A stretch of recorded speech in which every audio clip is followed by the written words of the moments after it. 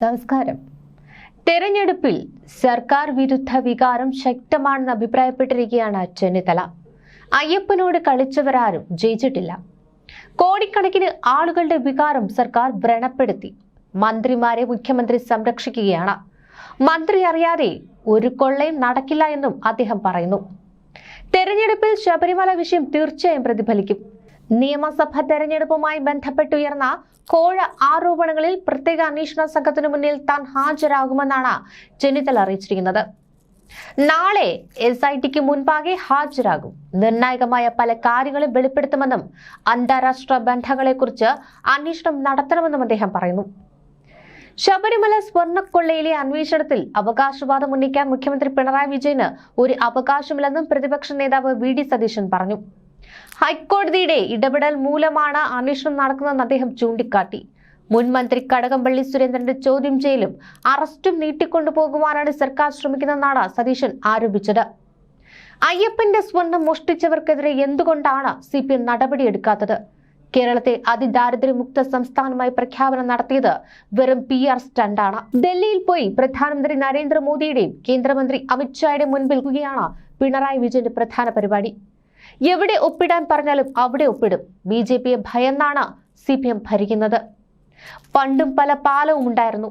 John Brittas MP പുതിയ പാലമാണ്. കൂടാതെ ജമാഅത്ത് ഇസ്ലാമിയുമായി LDFന് നേരിട്ട് ബന്ധമുണ്ട്. പിണറായി വിജയൻ ഹിരാസ് സെന്ററിൽ പോയി ജമാഅത്ത് നേതാക്കളെ കണ്ടു. അതിന്റെ ഫോട്ടോ അടക്കം പുറത്തു വന്നിട്ടുണ്ട്. അമീറിന്റെ കൂടെ പിണറായി ഇരിക്കുന്ന ഫോട്ടോയാണത്, അല്ലാതെ സോളിഡാരിറ്റി പിള്ളേരല്ല എന്നാണ് VD സതീശൻ പറഞ്ഞത്. കള്ളക്കടത്തിലെ രാജ്യാന്തര ബന്ധം സംശയിച്ച് രമേശ് ചെന്നിത്തല രംഗത്ത് വന്നതും ബംഗളൂരുവിലെ സംഘങ്ങൾക്ക് പങ്കുണ്ടെന്നും ബെല്ലാരിയിലെ ജ്വല്ലറി ഉടമയെ വിശദമായി ചോദ്യം ചെയ്യണമെന്നും ആവശ്യം ശക്തമായത് ഇടതു കേന്ദ്രങ്ങളെയും സർക്കാരിനെ പൊള്ളിക്കുകയാണ്. ബംഗളൂരുവിൽ നിന്ന് അയ്യപ്പന്റെ പൊന്ന് കട്ടതിലും കടത്തുന്നതിലും വിൽക്കുന്നതിലും ഗൂഢാലോചനകൾ നടന്നിട്ടുണ്ടെന്നാണ് സൂചനകൾ. ബംഗളൂരുവിലേക്ക് അന്വേഷണം തിരിയാതിരിക്കുവാൻ SITക്ക് മേലെ വലിയ സമ്മർദ്ദമാണ് അനുഭവപ്പെടുന്നത്. കൊള്ളയിൽ രാജ്യാന്തര ബന്ധം ചർച്ചയായിരിക്കെ CBI അന്വേഷണം എന്ന ആവശ്യം മുറുകുന്നുണ്ട്. ചെന്നിത്തല അന്വേഷണ സംഘത്തിന് കത്തു നൽകിയതോടെ കേസ് വഴിത്തിരിവിലെത്തുകയാണ്. ദക്ഷിണേന്ത്യൻ സംസ്ഥാനങ്ങളിൽ മാത്രം ഒതുങ്ങിയിരുന്ന അന്വേഷണം വിദേശത്തേക്കും വ്യാപിപ്പിക്കേണ്ടി വരും. ബെല്ലാരിയിലെ ഗോവർദ്ധൻ എന്ന സ്വർണ്ണ വ്യാപാരിക്ക് താൻ സ്വർണം വിറ്റെന്നായിരുന്നു ഉണ്ണികൃഷ്ണൻ പോറ്റിയുടെ മൊഴി. ഗോവർദ്ധന്റെ ജ്വല്ലറിയിൽ നിന്ന് സ്വർണ്ണക്കട്ടി ഉൾപ്പെടെ 6000 ഗ്രാം സ്വർണം തൊണ്ടി മുതലായി അന്വേഷണ സംഘം കണ്ടെടുക്കുകയായിരുന്നു. പിന്നീട് അന്വേഷണം മുന്നോട്ടു പോയില്ല. പുതിയ വെളിപ്പെടുത്തലോടെ ചെന്നൈയിലെ മറ്റൊരു പുരാവസ്തു വ്യാപാരിയും രാജ്യാന്തര തലത്തിൽ ഈ വ്യാപാരത്തെ നിയന്ത്രിക്കുന്ന ഗൾഫിലെ മറ്റൊരു വ്യവസായിയും അന്വേഷണ പരിധിയിലേക്ക് വരുമെന്നാണ് സൂചന. രമേശ് ചെന്നിത്തലയോട് ഇക്കാര്യം വെളിപ്പെടുത്തിയത് മലയാളിയായ വ്യവസായിയാണ്. ഇയാളുടെ ഫോൺ സംഭാഷണം അടക്കമാണ് ചെന്നിത്തല കൈമാറുക. കള്ളക്കടത്തിലെ രാജ്യാന്തര ബന്ധം സംശയിച്ച് രമേശ് ചെന്നിത്തല രംഗത്ത് വന്നതും ബംഗളൂരുവിലെ സംഘങ്ങൾക്ക് പങ്കുണ്ടെന്നും ബെല്ലാരിയിലെ ജ്വല്ലറി ഉടമയെ വിശദമായി ചോദ്യം ചെയ്യണമെന്നും ആവശ്യം ശക്തമായത് ഇടത് സർക്കാരിനെയും കേന്ദ്രങ്ങളെയും ഞെട്ടിക്കുകയാണ്. ബംഗളൂരുവിൽ നിന്ന് അയ്യപ്പന്റെ പൊന്ന് കട്ടതിലും കടത്തുന്നതിലും വിൽക്കുന്നതിലും ഗൂഢാലോചനകൾ നടന്നിട്ടുണ്ടെന്നാണ് സൂചനകൾ പുറത്തുവരുന്നത്. കൊള്ളയിൽ രാജ്യാന്തര ബന്ധം ചർച്ചയായിരിക്കെയാണ് CBI അന്വേഷണം വേണമെന്ന ആവശ്യം മുറുകുന്നത്. ചെന്നിത്തല അന്വേഷണ സംഘത്തിന് കത്തു നൽകിയതോടെ കേസ് വഴിത്തിരിവിലെത്തുകയാണ്. ദക്ഷിണേന്ത്യൻ സംസ്ഥാനങ്ങളിൽ മാത്രം ഒതുങ്ങിയിരുന്ന അന്വേഷണം വിദേശത്തേക്കും വ്യാപിപ്പിക്കേണ്ടി വരും. ബെല്ലാരിയിലെ ഗോവർദ്ധൻ എന്ന സ്വർണ്ണ വ്യാപാരിക്ക് താൻ സ്വർണം വിറ്റെന്നായിരുന്നു ഉണ്ണികൃഷ്ണൻ പോറ്റി നൽകിയ മൊഴി. ഗോവർദ്ധന്റെ ജ്വല്ലറിയിൽ നിന്ന് സ്വർണ്ണക്കട്ടി ഉൾപ്പെടെ 600 ഗ്രാം സ്വർണം തൊണ്ടി മുതൽ അന്വേഷണ സംഘം കണ്ടെടുക്കുകയായിരുന്നു. പിന്നീട് അന്വേഷണം മുന്നോട്ട് പോയില്ല. പുതിയ വെളിപ്പെടുത്തലോടെ ചെന്നൈയിലെ മറ്റൊരു പുരാവസ്തു വ്യാപാരിയും രാജ്യാന്തര തലത്തിൽ ഈ വ്യാപാരത്തെ നിയന്ത്രിക്കുന്ന ഗൾഫിലെ മറ്റൊരു വ്യവസായിയും ഈ അന്വേഷണ പരിധിയിലേക്ക് വരികയാണ്.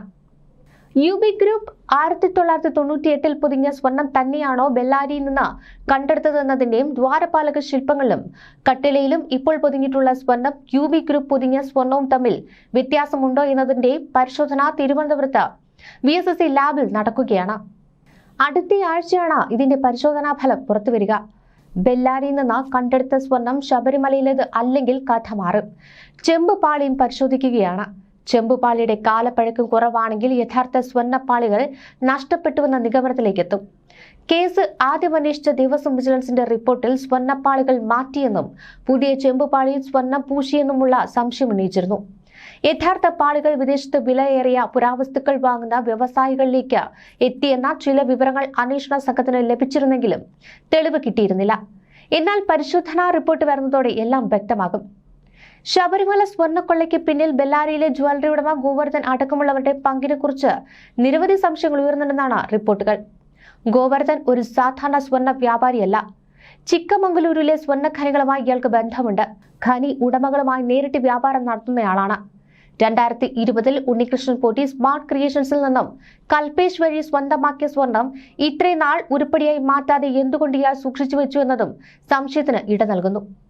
ആധ്യാത്മിക മൂല്യമാണ് കാരണമെങ്കിൽ അത് പൂജാമുറിയിൽ പവിത്രമായി സൂക്ഷിക്കേണ്ടതാണ്.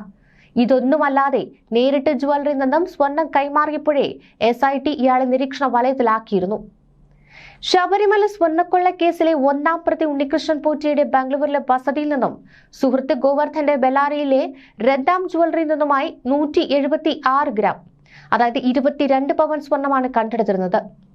ഇത് ശബരിമല ശ്രീകോവിലെ ശില്പപാളികളിൽ നിന്നും വാതിൽ പടിയിൽ നിന്നും കവർന്ന 2 കിലോ സ്വർണത്തിന്റെ ഉൾപ്പെട്ടതാണെന്ന നിഗമനത്തിലേക്കാണ് പ്രത്യേക അന്വേഷണ സംഘം എത്തുന്നത്. സ്മാർട്ട് ക്രിയേഷൻസിൽ വച്ച് വേർതിരിച്ച സ്വർണം ഗോവർദ്ധന് വിറ്റെന്ന് പോറ്റി മൊഴി നൽകിയിരുന്നു.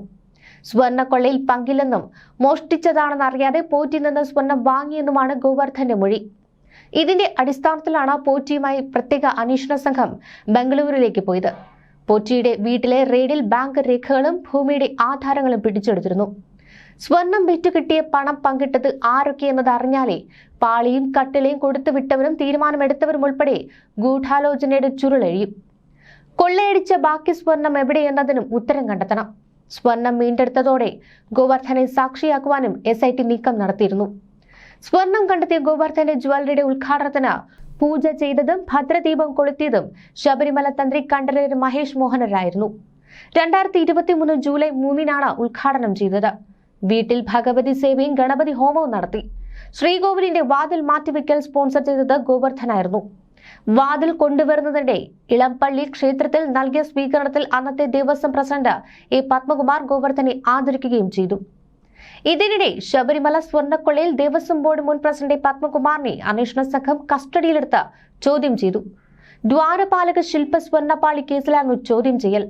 ദേവസ്വം മുൻ കമ്മീഷണർ N. വാസുവിനെ 14 ദിവസത്തേക്ക് കൂടി റിമാൻഡ് ചെയ്തു. കൊല്ലത്ത് വെച്ച് ചോദ്യം ചെയ്ത പത്മകുമാറിനെ 5 മണിക്ക് തിരികെ കൊല്ലം വിജിലൻസ് കോടതിയിൽ ഹാജരാക്കി.